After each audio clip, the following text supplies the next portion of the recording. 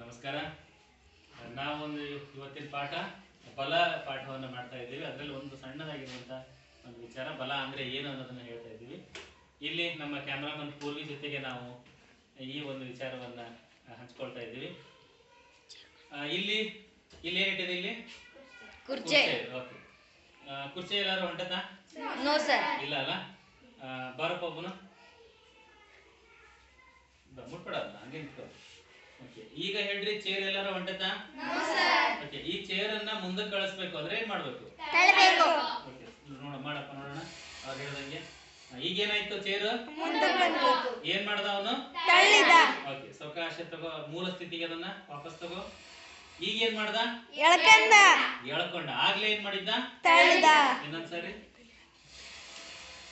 ಹಿಂದಕ್ಕೆ ಬರ್ಬೇಕಂದ್ರೆ ಏನ್ ಮಾಡ್ಬೇಕು? ಎಳಿಬೇಕು. ಮುಂದಕ್ಕೆ ಹೋಗ್ಬೇಕಂದ್ರೆ ಏನ್ ಮಾಡ್ಬೇಕು? ಹಿಂದಕ್ಕೆ ಬರ್ಬೇಕು ಅಂದ್ರ ಎಳಿಬೇಕು. ಅಂದ್ರೆ ಅರ್ಥ ಏನು? ತಳ್ಳುವಿಕೆ ಅಥವಾ ಎಳೆಯುವಿಕೆಯನ್ನ ಏನಂತ ಕರೀತಾರ?